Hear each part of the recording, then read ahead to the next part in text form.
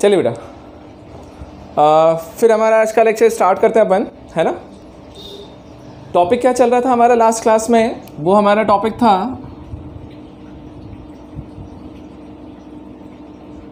Integration. ठीक, चलिए देखिएगा ध्यान से बेटा। इंटीग्रेशन हमारा टॉपिक चल रहा था क्लास में, एक ही क्लास हुई है हमारी, और उस क्लास में हमने फर्स्ट क्लास में मैंने आपको इंटीग्रेशन का एग्जैक्ट मीनिंग समझाया था कि एरिया अंडर द कर्व निकालने के लिए हम इंटीग्रेशन का यूज़ करते हैं, ठीक है। और उसी के थ्रू मैंने आपको मैंने ये भी बोला था कि जो इंटीग्रेशन है और डिफरेंशिएशन है बेटा, वो दोनों एक दूसरे के एंटी डेरिवेटिव्स होते हैं, एंटी डेरिवेटिव्स। तो उसके कॉन्सेप्ट के बेसिस पे मैंने आपको डिफरेंशिएशन के फॉर्मूले की हेल्प से इंटीग्रेशन के फॉर्मूले लर्न करवा दिए थे कि मतलब किस तरीके से हमें उनके फॉर्मूलेज देखने थे, राइट। चलो अब आता है, अब आज का क्लास हमारा स्टार्ट होता है बेटा, और आज की क्लास में हम लोग स्टार्ट करते हैं कहाँ से, उसके आगे से, मतलब जहाँ पे हमारा फॉर्मूला कंप्लीट हो चुका है। जस्ट अब प्रॉब्लम्स करना सीखते हैं कि यार इंटीग्रेशन में प्रॉब्लम आएगा तो कैसे करना है, ठीक है। अच्छा, एक बात मैं पहले ही बोलता हूँ, क्योंकि तुम लोग 11th क्लास के हो, है ना, और फर्स्ट टाइम इंटीग्रेशन देख रहे हो, तो हो सकता है शायद तुम्हें थोड़ा सा लगे कि टफ हो रहा है सर, बट आप कंफ्यूज मत होना, मुझसे पूछना, जितने डाउट्स हैं मैं सारे डाउट्स क्लियर करूँगा, है ना। और यदि थोड़ा सा डाउट टफ भी लगे ना, तो अपना कॉन्फिडेंस लूज़ मत करना बेटा, ये स्टार्टिंग का पार्ट है। ये 12th में जब बच्चा जाता है ना, तो भी उसको डाउट आ जाता है, उसको टफ लगता है थोड़ा सा, तो ज़्यादा कंफ्यूज नहीं होना। हमें फिजिक्स के हिसाब से देखना है, फिजिक्स के हिसाब से हमें छोटे से पोर्शन से हमारा काम चल जाएगा। तो ध्यान से देखिए, अपन क्लास स्टार्ट करते हैं और प्रॉब्लम्स करना स्टार्ट करते हैं, ठीक है। चलिए, सबसे पहले तो मैं सिंपल प्रॉब्लम्स करवाता हूँ एक दो, उसके बाद में अपन कुछ अच्छे क्वेश्चन पे चलेंगे, ठीक है। देखिए, सबसे फर्स्ट प्रॉब्लम हमने आपसे ऐसा दिया, देखिए मान लीजिए मैंने आपसे बोला इंटीग्रेशन ऑफ मैं यदि तुमसे बोलूं कि यार x - 3 और इसका मैंने होल स्क्वायर दिया है और dx करना है बेटा, इसका integration of x - 3 whole square dx, ठीक, x - 3 होल स्क्वायर dx। अब बेटा यदि मैं इसके लिए इंटीग्रेशन करने के लिए जाता हूं, तो ध्यान से सोचना, बताओ सोचना हमें सबसे पहले यही होता है कि यार कौन सा फॉर्मूला लगेगा इंटीग्रेशन का। तो हमें लगता है सर x - 3 के स्क्वायर का कोई फॉर्मूला हमने पढ़ा ही नहीं है। हाँ, एक फॉर्मूला जरूर पढ़ा था, वो कौन सा होता था याद है आपको? यदि याद हो तो हमने एक फॉर्मूला जरूर पढ़ा था, वो था x⁻m dx का, x⁻m dx। बेटा x⁻m dx का जो फॉर्मूला होता था, ये होता था आपके लिए x⁻m+1 अपॉन में m+1, राइट। तो मुझे कहीं ना कहीं थोड़ा सा ऐसा हिंट होता है यार इस फॉर्मूले में मैं इसको कन्वर्ट कर सकता हूँ, बट अभी नहीं है, मुझे कन्वर्ट करना पड़ेगा। तो करते हैं, देखो क्या करना, सिंपल सा फंडामेंटल, आप इसके होल स्क्वायर का फॉर्मूला ब्रेक कीजिए। a - b होल स्क्वायर क्या होता है सर? a² + b² - 2ab, तो 2 × 3 × x, इस कंप्लीट का dx कर दिया बेटा। चलो अब इसका dx किया, तो अब जरा देखना क्या बनेगा, ये integration of x² + 9 - 6x dx, ठीक बेटा। अब जैसे ही हमने इस वाले चीज़ में गए, अब हमें एक प्रॉपर्टी याद आती है, कौन सी वाली याद करो, मैंने आपको थ्योरम 2 बताया था, सेकेंड वाला, क्या कि यदि fx + gx, मतलब ऐसे फंक्शंस यदि ऐड में हों, ऐड करके लिखे हैं या सब्ट्रैक्ट करके, तो हम उसको डिस्ट्रीब्यूट कर लेते थे, अलग अलग इंटीग्रेशन निकाल लो सबका। तो बेटा पहले वाले का मतलब एक टाइप से देखा जाए तो dx को मल्टीप्लाई किया, तो पहला इंटीग्रेशन क्या हो जाएगा, इंटीग्रेशन ऑफ x² dx। दूसरा इंटीग्रेशन क्या होगा, 9 के साथ जाएगा तो 9 dx, और तीसरा इंटीग्रेशन क्या होगा, -6x dx, ठीक है।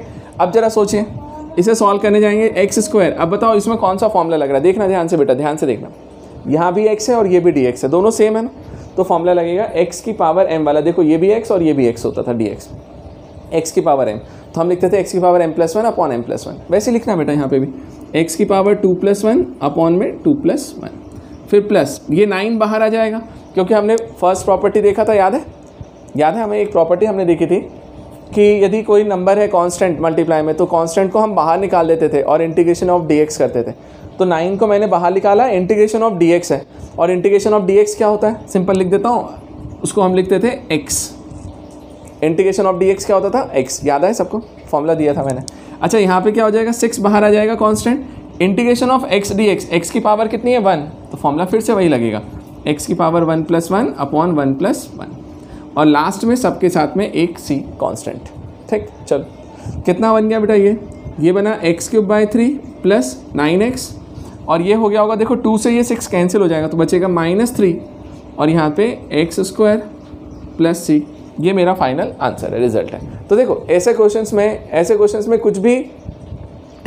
में कुछ भी डाउट नहीं होता, सिंपल सा प्रॉब्लम होता है जिसको एक्सपांड करिए, आप सिंपल सा फॉर्मूला लगाइए, आंसर ले आइए। और आपको मैं बता रहा हूँ एक चीज़, आपके जो बोर्ड एग्जाम्स स्कूल वगैरह में जो पूछे जाते हैं जनरली, इवन मैं बताता हूँ, आप जेई में भी जाओगे ना तो 11th में जो फिजिक्स वाला पोर्शन होता है ना, फिजिक्स के पोर्शन में जो क्वेश्चंस आते हैं वो ज़्यादा से ज़्यादा लेवल पे जाते हैं, तो इसी लेवल पे जाते हैं बस, मतलब इससे ज़्यादा वाले क्वेश्चंस पूछे ही नहीं जाते। लेकिन हम लोग अभी कर रहे हैं ना, तो हम लोग अभी पूरा करेंगे, हम इससे आगे के भी लेवल पे जाएंगे और थोड़े अच्छे से करके देखते हैं, ठीक है। बाकी फिर जो एग्जाम में आएगा वो देखेंगे। मुझे बताओ क्या आपको सबको क्लियर है ये फंडा, बोले। चलिए बेटा अब जरा देखते हैं एक दूसरा प्रॉब्लम, एक दो प्रॉब्लम मैं ऐसे सिंपल वाले बताता हूँ, फिर उसके बाद में आपको बताऊंगा। जैसे हमने डिफरेंशिएशन में चेन रूल पढ़ा था, वैसे यहाँ पर एक सब्स्टिट्यूशन मेथड होती है, तो वो सब्स्टिट्यूशन मेथड पे भी हम लोग आज जा रहे हैं और क्वेश्चंस खत्म करते हैं। मतलब देखा जाए ना तो फिजिक्स की नज़रों से देखोगे तो मैं शायद आज ही इंटीग्रेशन ख़त्म कर दूंगा ऐसा, ठीक है। चलिए, लेकिन हम लोग एक क्लास और बनाएंगे, उसके बाद में ख़त्म कर, मतलब मुझे है ना अभी दो लेक्चर्स और लेने हैं बेटा, एक लूँगा इंटीग्रेशन के ऊपर और दूसरा लूँगा आपका एक डिफरेंशिएशन का एप्लीकेशन वाला पार्ट, ठीक है। तो वो दोनों करके ख़त्म कर देंगे, बस 2 दिन का है अपना लेक्चर ये बस। उसके बाद में अपन काइनेमेटिक्स में आने वाले नए चैप्टर में, जहाँ से प्योरली फिजिक्स में एंटर करेंगे हम लोग, है ना। अभी तो कहीं ना कहीं वो मैथ्स और फिजिक्स मिक्स होकर के चल रहा है हमारे साथ। देखें यार, जैसे मान लीजिए बेटा मैंने इंटीग्रेशन दिया, integration of 10 to the power x plus 3 e to the power x minus 4, आपको मैंने यहाँ से दे दिया 4/x प्लस 100, ठीक। अब यदि मैंने इसका इंटीग्रेशन आपसे पूछा है, बताओ भाई इंटीग्रेशन क्या है। चलो जरा एक बार बताओ मुझे, क्या तुम लोग निकाल सकते हो? जरा निकाल के बताओ तो आंसर, 1 मिनट का टाइम दिया मैंने तुम्हें, जल्दी बताओ इसका आंसर ला करके दो तो जल्दी से, फिर मैं करवाता हूँ। अब देखिए बेटा, अब मैं इस वाले प्रॉब्लम को सॉल्व करके देता हूँ, ठीक है। अब आप लोग अपना आंसर मैच करना कि आपका आंसर सही था या नहीं था। देखो सबसे पहली बात तो सिंपल सा है, क्या सर? सिंपल है, सबके सब प्लस में लिखे हुए हैं, आप इन्हें डिस्ट्रीब्यूट कर लो अंदर और ख़त्म कर दो, ठीक है। चलो मैंने करा, integration of 10 to the power x dx पहला बना पार्ट बनेगा, प्लस ये बनेगा 3 को बाहर लिख लेते हैं बेटा, कांस्टेंट है, और e की पावर x dx, माइनस यहाँ से 4 बाहर आ जाएगा, कांस्टेंट है, इंटीग्रेशन आएगा 1/x dx, और प्लस ये 100 भी बाहर आ जाएगा और बनेगा सिर्फ dx, ऐसा। अब मैं बोलता हूँ कि फॉर्मूले याद होने चाहिए कि हमें फॉर्मूला कौन सा लगाना है। तो सबसे पहले देख बेटा, 10 की पावर x कौन सा होता था फॉर्मूला, याद करो, मैं लिखता हूँ यहाँ पे, याद करना, integration of a to the power x dx का फॉर्मूला था। मैंने क्या बोला था, a सर 0 से बड़ा होता है, नॉट इक्वल टू 1 है, मतलब पॉजिटिव नंबर है, 1 नहीं है बस। तो हम बोल रहे हैं 10 पॉजिटिव भी है और 1 भी नहीं है, तो हाँ वैलिड है ना ये। तो इसका फॉर्मूला क्या होता था, याद करो, a to the power x upon में आता था log e a, राइट। तो बस यही वाला फॉर्मूला लगा दीजिए बेटा, a के प्लेस पे आपके लिए 10 है, तो हम क्या लिखेंगे इससे, बोलिए, 10 to the power x upon log base में e और a के प्लेस पे कौन आएगा बेटा, 10, तो मैंने लिखा 10, ये आ गया, ठीक। चलिए, plus 3 e to the power x का इंटीग्रेशन क्या होता था, e to the power x same चीज़ है, चलो, माइनस 4 बेटा 1/x का इंटीग्रेशन क्या होता था, याद है, log e x, e के बेस में, और प्लस 100 बाहर आ गया, और इंटीग्रेशन ऑफ dx क्या होता था, dx का इंटीग्रेशन क्या होता है, x, तो मैंने लिखा simple x plus constant c, तो प्लस कांस्टेंट c लिखा, और जैसे ही आपने c लिख दिया आपका आंसर आ गया। तो ये हमारा एक तरीका होता था आंसर लिखने का फाइनल। मुझे बताइए कितने लोगों का आंसर मैच किया। अब देखिए बेटा, अब मैं इसी चीज़ पे ना बहुत सारे क्वेश्चंस नहीं करवाने वाला, मैं कुछ प्रॉब्लम्स लिखता हूँ, अपने मन से देता हूँ आपको, ठीक है। आप उन सारे को खुद से करके रखिएगा, जो डाउट आए तो मुझसे पूछ लेना, ठीक है। सिर्फ आपके करने के लिए दे रहा हूँ, मैं खुद नहीं सॉल्व कर रहा हूँ उसको, ठीक। ज़रा नोट कर लीजिए वो क्वेश्चंस, इसलिए क्योंकि वो सेम इसी तरीके से, तो इतना करके टाइम बर्बाद करने का मतलब नहीं है। अपन नेक्स्ट मैथड पे स्विच करते हैं। देखिए ध्यान से लिखिएगा, है ना, ये सब क्वेश्चंस आपको करना है। पहला, integration of x root x plus 1/√x इसका होल स्क्वायर dx, एक ये वाला प्रॉब्लम सॉल्व करके रखिएगा, ठीक है। फिर दूसरा करके ज़रूर रखना है इसे ना, √x माइनस 1/√x इसका होल क्यूब ले लीजिए dx, एक इसका इंटीग्रेशन आप करके रखिए, ठीक। तीसरा अपन लोग बोलने जाएं तो मैं एक फॉर्मूला बना देता हूँ कि x³ minus 3 e to the power x plus 4 sin x plus 5 cos x ऐसा, ये dx एक ये ले लो, ठीक है। फिर अपन बोलते हैं बस, ठीक है, चलेगा।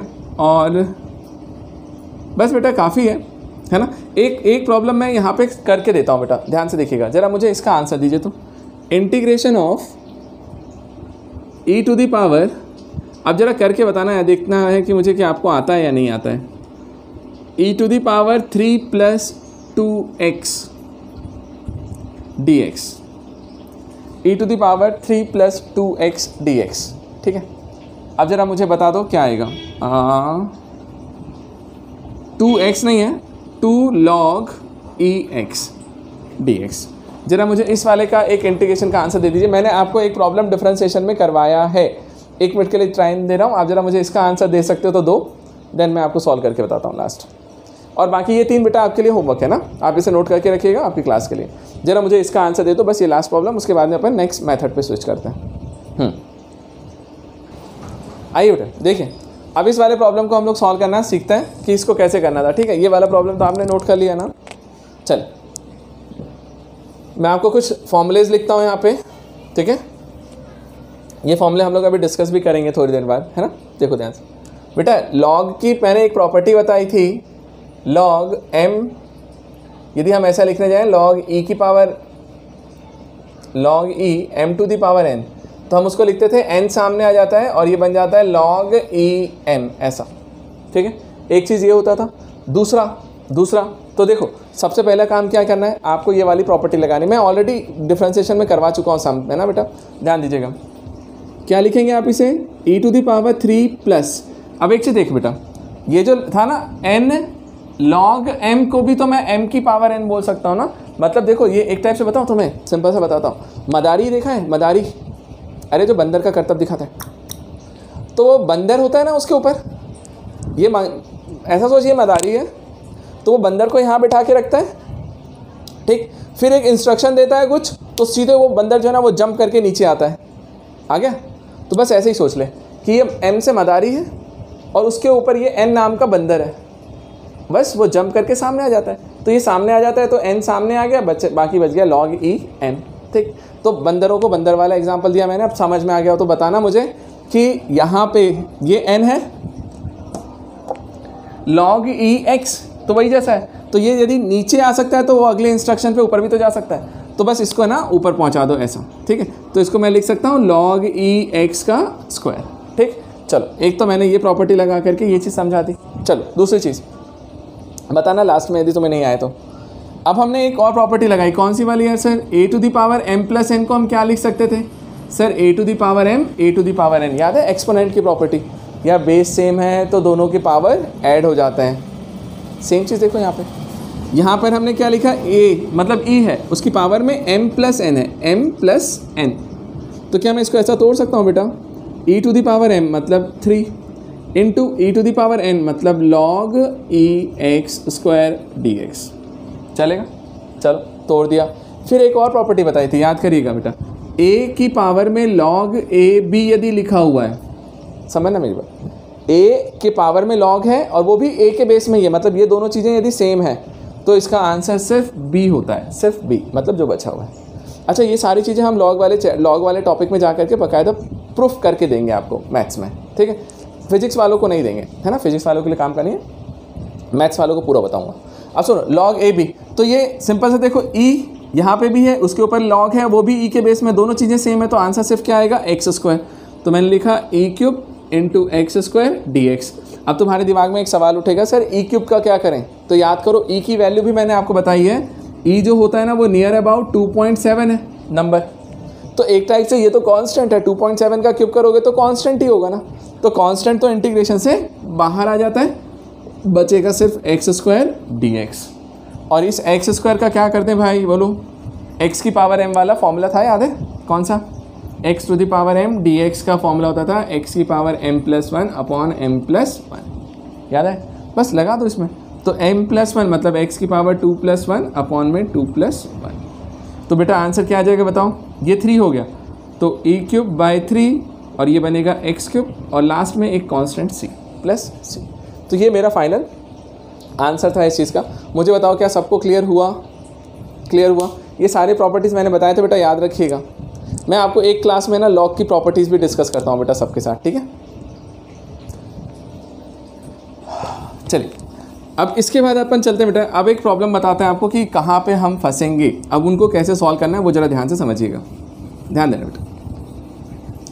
अब अपन लोग चल रहे हैं सब्स्टिट्यूशन मेथड पे, सब्स्टिट्यूशन मेथड पे, ठीक है? अब ज़रा ध्यान से देखना कैसे करना है आपने।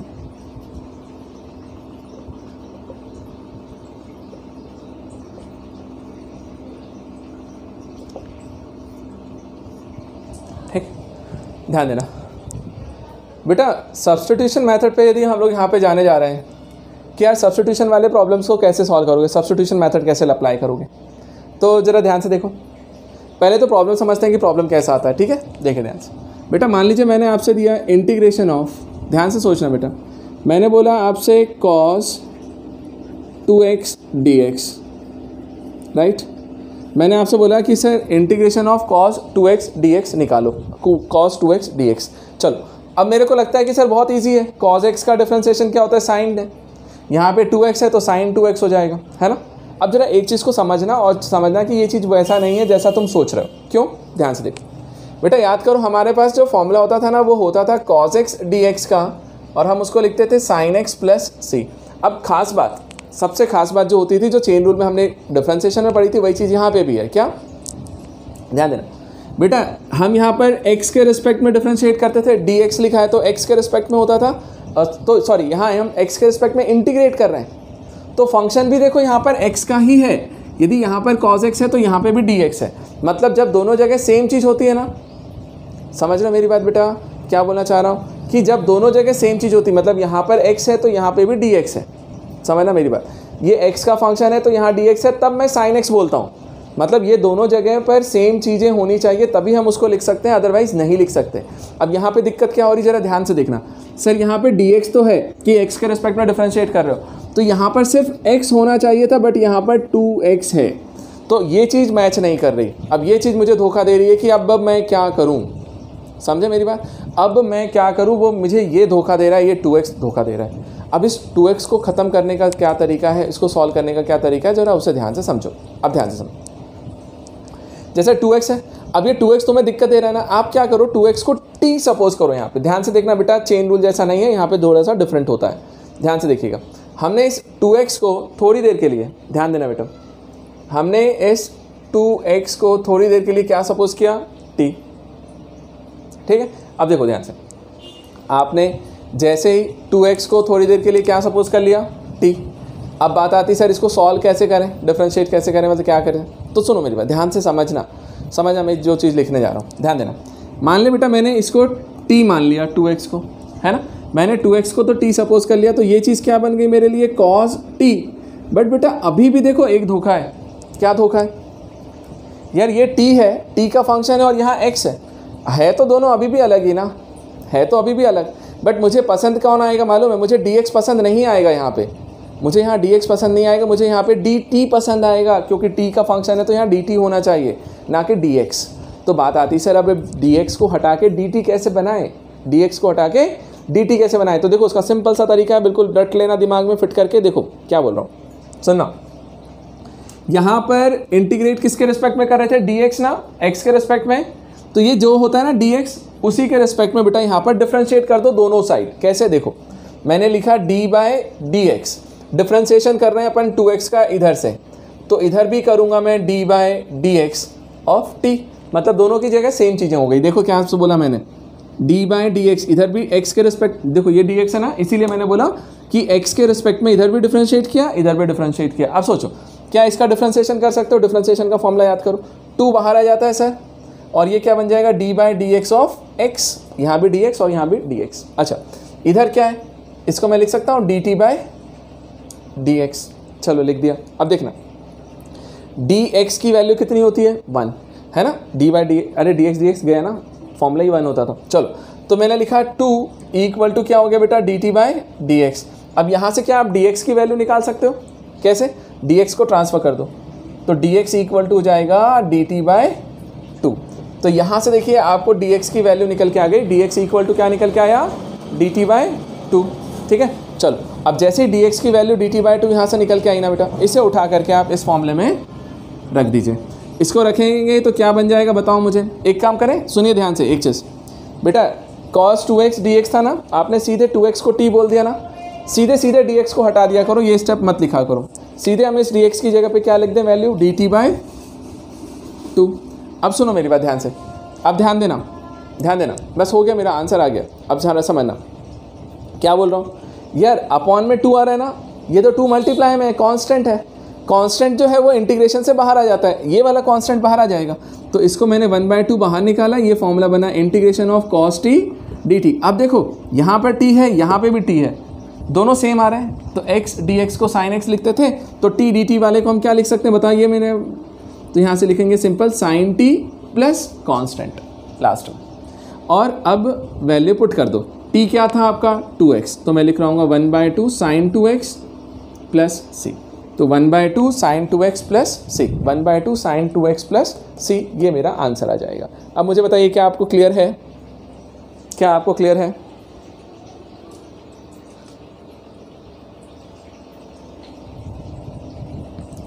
हाँ जी, क्या आपको क्लियर है? देखिए बेटा चलिए, अब इसी पर बेस मैं आपको एक और प्रॉब्लम देता हूँ, जरा आप एक बार आप ट्राई करो, तो फिर मैं आपको फिर से सॉल्व करवाता हूँ सेम चीज़ को, तो आपको थोड़ा सा अच्छा लगेगा, है ना। चलिए मान लीजिए मैंने दिया आपको integration of e⁻x plus 3 2x plus 3 लिख लें, चलिए 2x प्लस 3 dx। जरा मुझे इसको इंटीग्रेट करके दीजिए तो बेटा क्या आंसर आ रहा है, एक ट्राई करो फिर मैं आपको समझाता हूँ। सेम अप्रोच जैसा मैंने सोचा बिल्कुल वैसे ही सोचिए। आप सोचिए पहले कि कौन सा फॉर्मूला बन रहा है, फिर किसको टी पुट कर लें और फिर कैसे डिफरेंशिएट करेंगे, ले करके आएंगे। आप ट्राई करो एक बार और मुझे बताओ, फिर मैं आपको सॉल्व करवाता हूँ। चले आइए बेटा, अब अपन चलते हैं integration of e⁻2x plus 3 dx के इंटीग्रेशन पे। अब जरा देखो ध्यान से समझना, बहुत सारे बच्चों ने आंसर्स दे भी दिया है, निकाल लिया है, ठीक है, अच्छी बात है। अब जरा एक बार चेक करना है कि सही है या गलत है, ठीक है बेटा। सब लोग देखो, आप सबसे पहले ये सोचो कि यार ये फॉर्मूला किसका बन रहा है इंटीग्रेशन में, ये फॉर्मूला एक्चुअल में है किसका। तो इंटीग्रेशन ऑफ ध्यान दीजिए e⁻x dx, तो मुझे लगता है सर ये वाला फॉर्मूला लग सकता था, कौन सा वाला, e⁻x dx। बट यहाँ पे दिक्कत क्या मालूम है सर, यहाँ पर जो x है वही x यहाँ भी होना चाहिए, तभी मैं लिखता हूँ e⁻x प्लस c, आंसर है ना, तभी लिख पाऊंगा। तो अब दिक्कत क्या हो रही है यहाँ पे, ये देखना सर, यहाँ पर तो x के रिस्पेक्ट में डिफरेंस इंटीग्रेट कर रहे हो, बट यहाँ 2x प्लस 3 है। अब ये धोखा है, तो निपटो धोखे से। कैसा, 2x प्लस 3 को t सपोज करो, t कर लिया t सपोज, तो जैसे ही मैं t सपोज करूंगा तो ये बनेगा e⁻t और यहाँ से क्या बनेगा बेटा dx, ठीक है। अब सुनो, अब e⁻t बन गया, साथ में dx आ रहा है। अब dx मुझे पसंद नहीं है, dt पसंद आएगा मुझे इसके साथ। तो अब इसको dt लाने का तरीका क्या, जिसके रिस्पेक्ट में इंटीग्रेशन था उसी के रिस्पेक्ट में डिफरेंशिएशन कर दो इधर दोनों साइड। तो मैंने लिखा बेटा d/dx ऑफ 2x प्लस 3 और यहाँ से d/dx ऑफ t। अब डिफरेंशिएट करिए बेटा, 2x का डिफरेंशिएशन करोगे तो देखो ऐसा लिख सकते हैं ना हम लोग जिन्होंने पढ़ा है, 2x का डिफरेंशिएशन अलग करोगे plus d/dx of 3 equal to dt/dx। वैसे तो अब डायरेक्ट लिख लेना चाहिए था हमें इसे बेटा, 2 बाहर आ जाएगा, x का डिफरेंशिएशन 1 होता है और dt का डिफरेंशिएशन आपको पता है 0 होता है, तो ये बनेगा यहाँ से dt/dx। इसको इधर ले जाओ तो dx इक्वल टू बनेगा dt/2, ये आ गया। चले, तो dx इक्वल टू क्या निकल के आया, dt/2 बन गया। अब जैसे ही तुमने dx को dt/2 लिखा है ना, लिख दें यहाँ पे, लिख दीजिए। तो यहाँ पे अपन ने लिखा dt/2। अब इंटीग्रेट करो बेटा, 1/2 बाहर, इंटीग्रेशन ऑफ e⁻t dt, और इसका इंटीग्रेशन क्या होता है सर, e⁻t प्लस c, और t के जगह पे अब जाके वैल्यू पुट कर दो। चलो, तो मैंने लिखा 1/2 e⁻t, t मतलब कितना था 2x प्लस 3 प्लस c, ये मेरा करेक्ट आंसर है। मुझे बताइए कितने लोगों के आंसर्स मैच किए बेटा। देखिए अब एक प्रॉब्लम और देखूं। अब जब मैं ये प्रॉब्लम दे रहा हूँ ना, जरा ध्यान से समझना, जरा ध्यान से समझना। मैं चाहूँ तो तुम्हें कोई फॉर्मूला दे सकता हूँ, लेकिन फॉर्मूला नहीं बताना चाह रहा, सिंपल तरीके से बता रहा हूँ, ध्यान से। मान ले बेटा मैंने कभी तुम्हें दिया इंटीग्रेशन ऑफ, अब ये तुम्हारे लिए ख़तरनाक होने वाला है भाई, अभी के लिए ख़तरनाक होने वाला है, बाद में नहीं, ठीक है। मैंने बोला 1/x log x dx, है ना, और बेटा log में कुछ नहीं दिया मतलब e का बेस है, ठीक।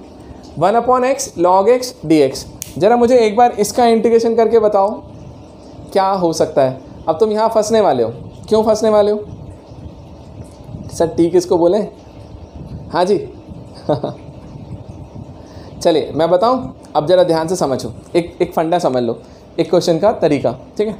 मैं आपको अलग से फॉर्मूले बना के नहीं दे रहा हूँ, चाहूँ ना तो मैं fx के टर्म्स में लिख दूंगा, है ना, fx इंटू f' का क्या होगा, ये सब चीज़ें मैं बिल्कुल नहीं लिख रहा, मैं बिल्कुल सिंपल सा एक शॉर्टकट मेथड दे रहा हूँ, क्योंकि हम अभी मैथ्स में नहीं है बेटा, ये चीज़ ध्यान रखिएगा, मैं मैथ्स में नहीं हूँ, मैं फिजिक्स में हूँ, तो मैं फिजिक्स के हिसाब से पढ़ा रहा हूँ इंटीग्रेशन को, ध्यान देना।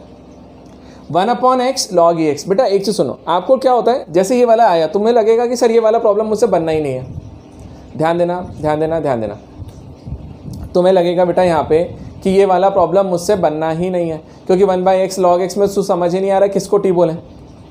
अब ध्यान से देखो बेटा, एक चीज़ ध्यान रखना, समझना मेरी बात, हमेशा हमेशा उस फंक्शन को टी बोलो, उस फंक्शन को टी बोलो जिसका डिफरेंशिएशन, ध्यान से समझना, जिसका डिफरेंशिएशन dx के साथ मल्टीप्लाई में आता हो, जिसका डिफरेंशिएशन dx के साथ मल्टीप्लाई में आता हो। अभी तुम्हें समझ में नहीं आया क्या बोला मैंने, अब मैं अप्लाई करता हूँ तो समझ में आएगा, जरा देखो 1/x log x है बेटा, एक चीज़ बता, log x को यदि मैं t पुट करने जाऊँ तो log x का डिफरेंशिएशन क्या होता है 1/x, तो log x का डिफरेंशिएशन 1/x होता है, और देखो 1/x है यहाँ पे, मतलब ये मेरे लिए चीज़ें सिंपल हो सकती हैं, लेकिन कैसे हो रही हैं क्या हो रही है जरा देखो तो समझ में आएगा। देखो मैंने क्या किया, मैंने इस log x को t पुट किया, log x को, अब ध्यान देना, मैंने यहाँ से log x को t सपोज किया, चलो अब देखो ध्यान से, जैसे ही आपने इस log x को t बोला, अब अगला फंडा क्या होता है, चलो सर मुझे एक चीज़ समझ में आया कि यहाँ से तो t हो जाएगा, है ना, इसको तो t लिख सकते हैं, लेकिन साथ में क्या करें जरा देखना ध्यान से, पहले अपन पूरा करते हैं उसके बाद उधर चलेंगे। dx के रिस्पेक्ट में था ना, तो इसके रिस्पेक्ट में ही आप इधर डिफरेंशिएट करोगे दोनों साइड, है ना, करिए।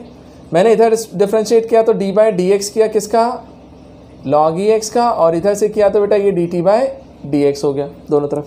अब जरा देखना ध्यान से समझना मैं क्या बोलना चाह रहा हूँ, log x का डिफरेंशिएशन क्या होता है याद करो, तो 1/x, तो हम लोग बोलते हैं 1/x इक्वल टू क्या बना बेटा dt/dx, इस dx को क्रॉस में ले जाओ तो बनेगा 1/x dx इक्वल्स टू क्या हो जाएगा dt, तो 1/x dx इक्वल टू क्या बन गया dt। चलो 1/x dx equals to dt यहाँ से निकल के आया, तो अब जरा देखो मैं तुम्हें क्या बोलना चाह रहा हूँ, ध्यान से समझना, इसी चीज़ को एक बार अपन और अच्छे से लिखते हैं, 1/log x लिख दीजिए इंटू 1/x अलग कर दे, आगे लिख देते हैं, बात तो एक ही है, साथ में dx भी है। अब तुम्हें देखो एक फ़ायदा दिखता है, ये जो 1/x dx था ना, 1/x dx उसको मैं dt बोल सकता हूँ, तो इस पूरे को मैं dt यदि बोल सकता हूँ तो जरा बताना 1/log x को क्या बोले हो t, और ये पूरा तुम्हारे लिए बन गया dt। तो याद करो कोई इंटीग्रेशन का फॉर्मूला है जो ये चीज़ का आंसर देता हो, याद करना, इंटीग्रेशन ऑफ 1/x dx होता था मेरे लिए log x, याद है, तो यहाँ पर x और dx होना चाहिए, तो यहाँ पर t और dt है, क्या दिक्कत है, तो 1/t dt क्या हो जाएगा log t, तो मैंने लिखा बेटा log t e के बेस में प्लस c, और बस अब अपन को क्या करना है बेटा log e, और t के प्लेस पे क्या था log ex, तो log ex प्लस c, और ये मेरा आंसर है, ये मेरा आंसर है। तो देखो मैंने जो तुम्हें लॉजिक दिया ना, अभी लॉजिक क्या बोला था ध्यान से सुनना, यदि फंक्शंस में 2-3 फंक्शंस मल्टीप्लाई में वगैरह में लिखे हों सिंपल वाले, तो कोशिश ये क्या करो बेटा कि ये ढूंढा करो कि जिस फंक्शन को मैं t बोलने जाऊँ उसका डिफरेंशिएशन क्या dx के साथ मल्टीप्लाई में है, यदि है तो बहुत आसान है। क्यों, देखो अच्छा क्यों बोला था डिफरेंशिएशन, क्योंकि देखो जिसको t बोलते हो ना उसको डिफरेंशिएट भी करते हो,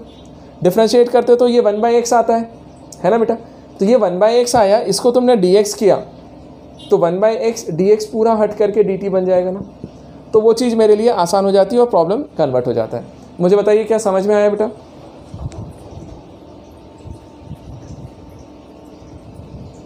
ठीक है। अब देखिए बेटा अब एक और नेक्स्ट प्रॉब्लम देखते हैं।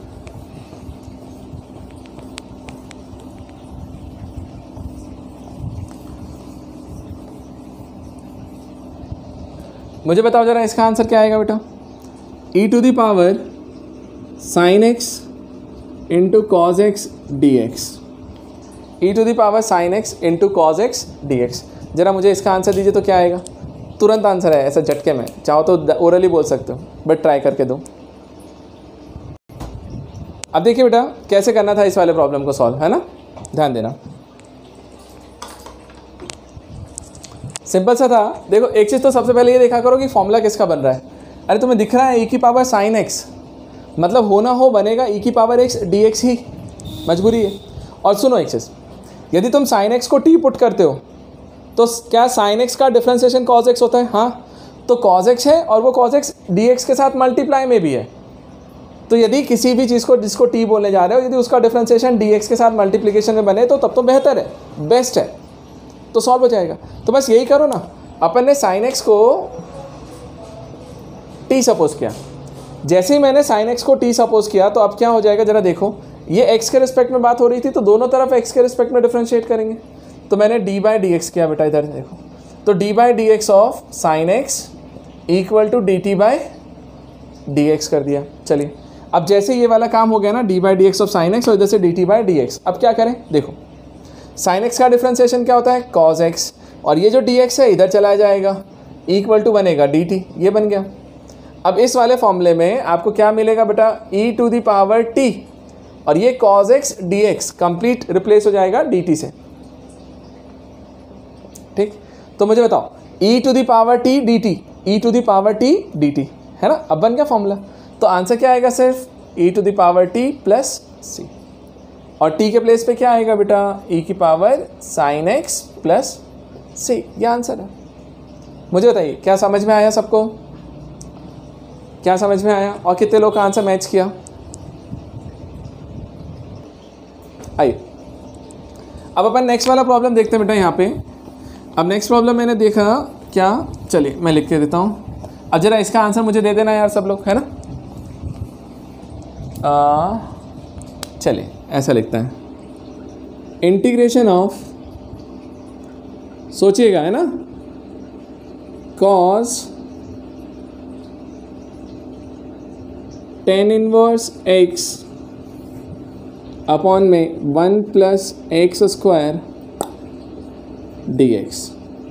मुझे बताओ जरा इसका आंसर क्या आएगा। बड़ा खतरनाक लग रहा है देखने में सर, क्या पूछ लिया तुमने। कॉस कॉस थीटा होता है ना, कॉस थीटा, या कॉस एक्स होता है। तो एक्स के प्लेस पे मैंने टेन इनवर्स एक्स दे डाला। अब तुम्हारे दिमाग में आएगा सर इसको कैसे सॉल्व करना है, और अपॉन में 1 प्लस एक्स स्क्वायर भी दिया है। एक ट्राई लगाओ 1 मिनट के लिए, फिर मैं बताता हूँ। चल बहुत आसान है, बन जाएगा, दिमाग लगाओगे आ जाएगा आंसर। आइए बेटा देखें अब इस वाले प्रॉब्लम को क्या करना था। हमने क्या बोला था आपसे, एक तो ये चीज़ हिंट करती है कि यार फॉर्मूला किसका बनेगा। तो मुझे लग रहा है कॉस एक्स, कॉस एक्स का फॉर्मूला बन सकता है, लेकिन दिक्कत क्या है सर, एक्स के प्लेस पे टेन इनवर्स एक्स दिया है। अच्छा टेन इनवर्स एक्स यदि दिया हुआ है तो सोचो कि क्या उसका डिफ्रेंसिएशन है कहीं, तो मेरे को दिखता है कि है। देखो मैं कैसे लिखता हूँ, मैंने टेन इनवर्स एक्स को टी सपोज किया, यहाँ से आपने टी सपोज किया, दोनों तरफ क्या करोगे, डिफ्रेंशिएट करोगे सर। चलो कर देता है। तो मैंने लिखा d by d x of tan inverse x equal to d t by d x. अब सोचो बेटा टेन इनवर्स एक्स का डिफ्रेंसिएशन क्या होता है, जिसको फॉर्मूला पढ़ा था उसे याद है ना। अब बताना मुझे टेन इनवर्स एक्स का फॉर्मूला क्या होता था, 1/1 प्लस एक्स स्क्वायर। तो मैंने लिखा 1/1 प्लस एक्स स्क्वायर उसका डिफ्रेंसिएशन था। और यहाँ से देखो ये जो डी एक्स है ना नीचे वाला, इसको उधर ले जाना तो बन जाएगा डी टी। तो 1/1 plus x square D x, 1/1 plus x square D x मेरे लिए क्या बन जाएगा, डी टी। चलो जैसे ही डी टी बना, अब जरा सॉल्व करके देखो, ये बनेगा कॉस, इसको क्या लिखा तुमने सर, मैं ऐसे ही लिखे रहने देता हूँ अभी, ठीक है, अगली स्टेप में लिख देंगे। कॉस इनवर्स एक्स को ऐसे रहने दो और इसको इधर लिख लीजिए अपन 1/1 plus x square D x. ऐसा बात तो एक ही है ना बेटा, यदि इस तरीके से भी लिखोगे तो कोई दिक्कत नहीं है। अब क्या करेंगे, ध्यान से देखो, इस पूरे को क्या लिख सकते हो, 1/1 plus x square D x को हम क्या लिख सकते हैं, डी टी, क्या डी टी। तो इस पूरे को डी टी लिख दीजिए। तो इंटीग्रेशन ऑफ कॉस, ये पूरा tan इनवर्स x आपके लिए बन गया t, और ये पूरा बना dt यहाँ से, ठीक है। आपने जैसे ही dt लिख दिया आंसर बन गया cos t dt, और इंटीग्रेशन ऑफ cos t क्या होता है बेटा, याद करिए sin t प्लस c। तो बस आंसर आ जाएगा ना sin, और t के प्लेस पे कौन आएगा, tan inverse x plus c, और जैसे sin tan inverse x plus c लिखोगे आंसर। मुझे बोलो क्या क्लियर है और किस किस का मैच किया, ठीक है। फिर आज की क्लास हम लोग यहीं पे ख़त्म करते हैं बेटा, है ना। अगली क्लास में और क्वेश्चंस लेकर के आते हैं और उसको प्रॉब्लम्स को सॉल्व करते हैं। तब तक आप सारे फॉर्मूले लर्न कर लो। चले बाय, फाइनली बाय।